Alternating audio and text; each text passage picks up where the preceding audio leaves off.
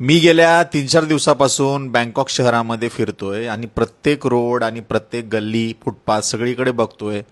इथला कुठला गल्लीतला नेता, इथला आमदार, खासदार कुठला तरी म्हणजे फोटो लावलेला असेल की ज्यांनी हे रोड बनवलं असेल किंवा ज्यांनी ह्या रोडची सफाई केली असेल. पण पूर्ण थायलंडमध्ये मला कुठल्याच नेत्याचे फोटो कुठेही दिसले नाहीत किंवा इथे राहणारे 4-5 छपरी पोरांचे वाढदिवसाचे किंवा केकचे किंवा अजून कसले रील स्टारचे कुठलेही मला इथे फोटोज, बॅनर, होर्डिंग मला कुठेही दिसले नाहीत. नाहीतर आपल्याकडे बघा छोटंसं जरी काम केलं, गल्ली गल्ली बोळातला एखादा नाला बांधला, छोटासा पूल जरी बांधला, तर तिथं 10 लोकांचे तुम्हाला फोटो बघायला मिळतात.